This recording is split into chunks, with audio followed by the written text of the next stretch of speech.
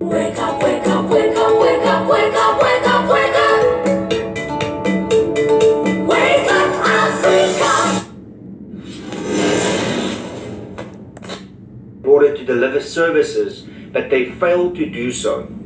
And yet those individuals, the ANC included, would like to blame white monopoly capital for whatever's wrong in this country.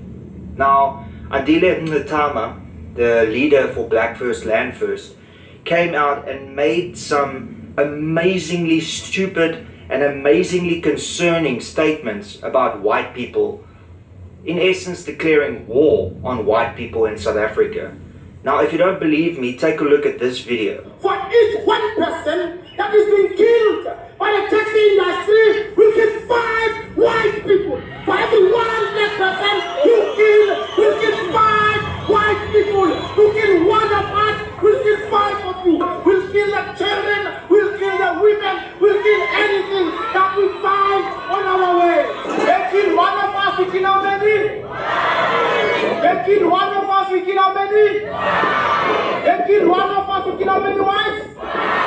We kill the children, we kill the women, we kill their dogs, we kill their cats, we kill anything that comes before us. Yeah, I don't even know how to respond to that.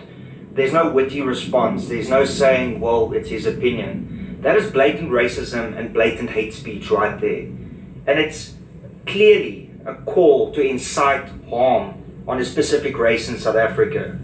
So we as South Africans, irrespective of what color you are, need to go and lay a complaint at the police station against the BLF and more specifically against Andile Mngxitama, because this is unacceptable.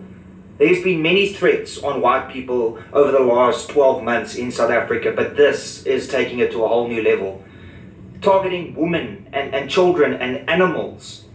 Is this really what South Africa has become? Is this really the state that we are in as South Africa? Because if this is the case, then I don't want to live here anymore. If we are giving people like this a platform to say these type of things, and then it gets applauded, shame on you. Shame on every single South African that agrees with what this monster is saying, because that is what he is, and that is what BLF is. BLF is absolute cancer. And we cannot stand for this anymore. This is ridiculous. This is not an attack on white people. This is an attack on South Africans. So whether you are black, Indian, Asian, colored, whatever you are, you should not allow this. This is completely unacceptable. This is the type of things that you would expect to be said in apartheid towards black people. And back there would have been condemned. And right now we need to condemn this. We need to stand united as South Africans and condemn the BLF and condemn this absolutely cancerous individual for the stuff that he said. I will be laying a charge on Monday against BLF and against Andile Mngxitama, and I expect you to do the same. And especially from our civil rights organizations, AfriForum, the Institute of Race Relations, all the various political parties that condemn this, including the Democratic Alliance. We need to stand united and lay a complaint against this type of behavior, because this cannot be tolerated. It's because this man got away with so much in the past that he feels so comfortable to spew that racism and hatred, and then it gets applauded by people. Really, is that the South Africa we live in? So to end off this video, I don't want your likes, I don't want your comments, I don't want your shares or your subscriptions or whatever. I just want you to do one thing. Go and lay a criminal charge of hate speech against this individual, Andile Mngxitama, the cancer of South Africa. And that's basically all I've got to say. Till later, cheers and peace out. Wake up, wake up, wake up, wake up, wake up, wake up, wake up. Wake up, Africa. Hey guys, welcome to Africa Watch Extended, where I answer your questions. Don't forget to subscribe if you haven't already. Thanks to all the, commentators, subscribers, lovers, haters of the show, and just for the woke community that is so supportive. It's absolutely a joy to communicate with you every single week. Now, I've gotten a lot of questions from subbies about what is happening in South Africa. Is there a genocide going on of white South Africans? Is there a civil war going on? You know, what's the truth? What's happening? We saw a few weeks ago that Israelis had actually been subcontracted to train white South Africans who are getting ready for, you know, some kind of civil war.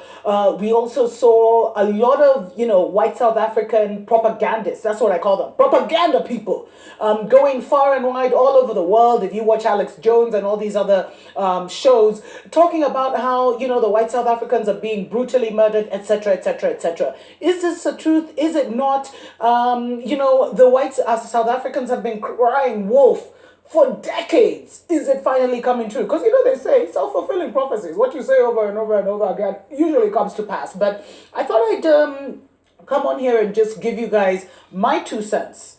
You know, the good, the bad, the ugly. And no holds barred, the truth and nothing but the truth. You know, if you're a white South African, you might get offended, whatever. So now, just a bit of background. On this week, 105 years ago, basically, actually on June 19th, 1913, a Native Lands Act was signed in South Africa, and it came into effect where it allocated 93% of South African land to the Caucasian Boers, you know, Afrikaans, whatever you want to call them, the Mzungu, the white man, and left a measly 7% to the African population. Now, this act also made it prohibited the sale of white, you know, the sale of land from a white man to a black man, but did prohibit the selling of black man's land back to a white man, and said, you know, black people could only buy land within themselves. Basically taking over and confiscating the land of a people. And you know, South Africa, before this happened, it was actually 4 nations. So the 4 nations were collapsed into one, the land was taken from them, and the black South Africans, the natives, the Africans, found themselves as pariahs on their land, as illegals on their own land. Now, in 1936, there was a new act that came into play. It was called the Native and Land Trust Act, and it promised to increase the black allocated land to 13.5%, whereas white-owned land remained at 87%. And this is basically the heritage that is being fought today. Now, when Mandela came into power, the big question was the land question, you know, because land is money, land is security, land is prosperity, especially in a nation such as South Africa. And what Mandela was supposed to at least have taken over a majority of the land and settled the land question. But as I've told you guys before, and I'll actually attach the video to the end of this clip, Mandela was a Freemason. He was a Knights of Malta. He was a sellout, and he did not take the necessary steps, as you'll see, you know, as you'll see men like Chris Hani, etc., who remained true to the movement, to the native South African movement. He didn't take the necessary steps to settle the land question. Now, since Zuma came into power, over 4,000 farms have been grabbed by the ANC. Actually, this started in the 90s. But what has happened is, and there's a lot of complaint that this land has not been redistributed, and a lot of these farms are actually kind of dormant. They're just sitting there. And so this is said to have exacerbated the problem. But actually, what's happening, guys, there is no white genocide. What is happening is that the Africans in South Africa remain in a kind of economic apartheid that is unsustainable. Right now, the white South Africans still control about 70% of the land, and a lot of the black South Africans still don't have land. They're still living in dire situations, and that's why we're seeing this pressure. So you'll see a lot of the a lot of the deaths, a lot of the murders, because they say that 102 farms are attacked, were attacked actually in the first 2 months of 2018, and one farmer is killed every 5 days, a majority of which are white South African farmers. But what you'll see is it's not a racist crime. It's not a crime of race. It's an economic crime, because the white South African continues to dominate South Africa. And you know what? This situation is unsustainable. Now, a lot of movement like Malema of the EFCC, oh no, sorry, the EFF, and other politicians, even the latest Cyril Ramaphosa, he's come and said that the land will be expropriated. They will be taking land back without paying for it from the white South Africans. And white South Africans have stuck their ground and they've said, no, we're not going to give up our land without a fight. Of course, in the 90s, what they said is equal buyer, equal seller. But now they're saying, we're going to take this land without giving you, any compensation. And so what the white South Africans have been doing is preparing to fight to the death, literally, for their land. Their land, it's a huge quote unquote.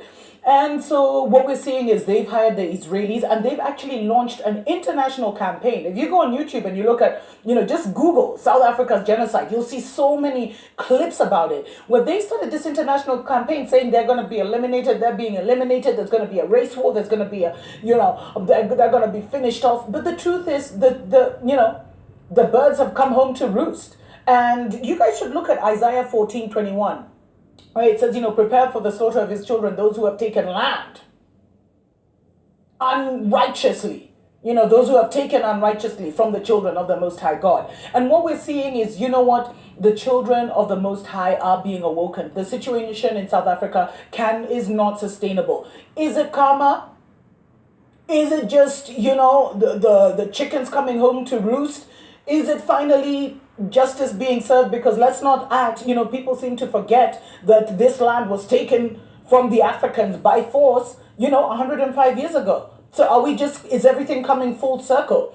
Now, and these are the questions that will be emerging, but really the land must be redistributed. 8%, that's how much the white South African, they're 8% of the population. And let me tell you, the white South Africans are the most racist white people in the entire world. They're even more racist than Americans. But, and I'm not saying they should be killed. And that's what a lot of the activists have been saying. They're not advocating for the killing of white South Africans, but they're saying Africans want their land back and they're going to get their land back. And that's the situation. Whereas, the white South Africans are digging their feet and they're saying, no, we're going to, this has been our land for 3 generations, 4 generations, and we're going to stick to it. That's what is happening. So I think for a large part of the propaganda we're hearing across the world of a white genocide in South Africa is really that propaganda. But you know what? We must also remember that there's a New World Order agenda that is being implemented globally. And one of the key pillars of implementing this new world government is actually creating a race war, creating order out of chaos. That is actually the globalist motto, where they create a chaotic situation and then they come and they implement their own order. Don't forget they want to collapse government. Don't forget they want to collapse countries. So while, activists and while the African community in South Africa might actually be genuinely trying to get the land back and giving it back to its own people, the system could be hijacked, because we know that politicians are not loyal. The whole movement could be hijacked to create a globalist agenda. So let's keep our eyes out. Let's keep praying for South Africa. And, judgment is coming, guys, across the world. And we cannot, a situation where 8% of a population owns 70% of the land of a nation, the agricultural land of a nation, is totally unsustainable, especially when we also know that one of the big currencies of the New World Order agenda will be food. Well, what do you guys think? Leave your comments under here. Let me know, what do you make of it? If you're South African, I'd love to hear from you. Don't forget to subscribe if you haven't, and join us next time on Africa Watch. Mwah. Wake up, wake up, wake up, wake up, wake up, wake up, wake up. Wake up, Africa.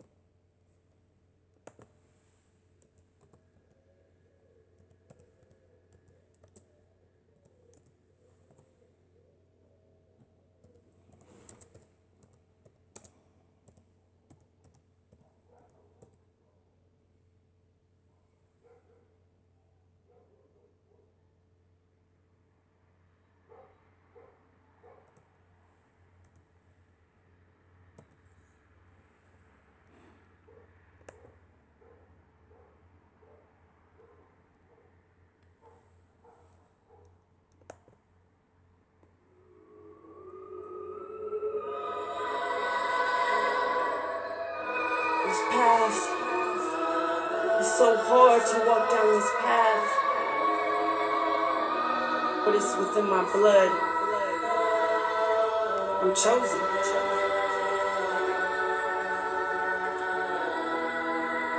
That's what the Most High said.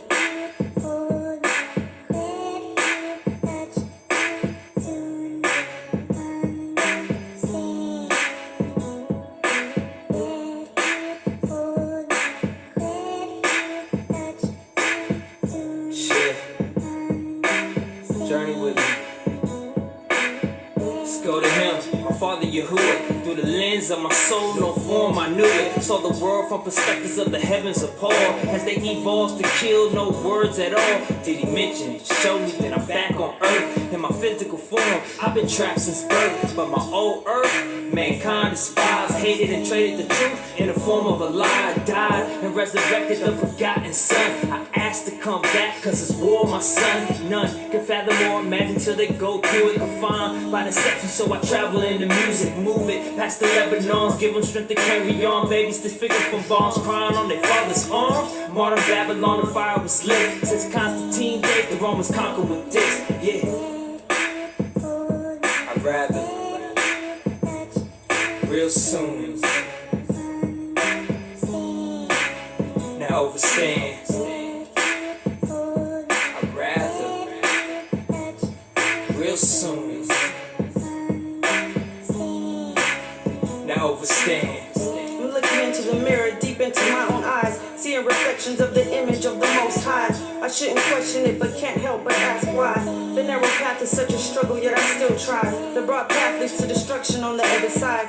Gotta avoid the world's corruption if I want to survive. Cause I'm a target for abduction while I'm still alive. Because I'm chosen for perfection from a royal tribe. It may be hard to understand the things that I must do. I operate from foreign lands, that's why I can't trust you. I put my trust in the Father, and Him I must stay true. Coming all the way from Babylon to Timbuktu.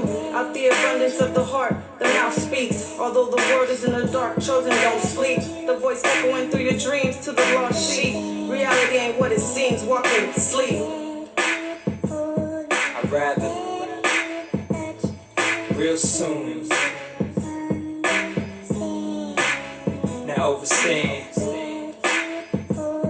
I'd rather real soon.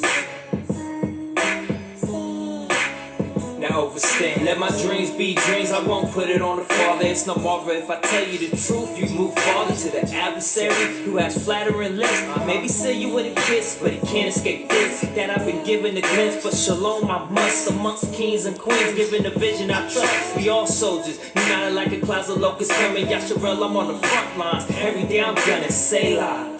But you don't really get it memorized cause I'm gifted, but it's given no mystic. Feel it in your soul to the depths of your thoughts. That gut feeling that you question, could it be? I see a sharp holder, often imitated, never duplicated. Orchestrated operations, but the kingdom can't take it, man. Overstand as you humble yourself. Now stand for YashaYahu like no one else. Shalom. I'd rather real soon. Now overstands. I'd rather real soon. Now overstand.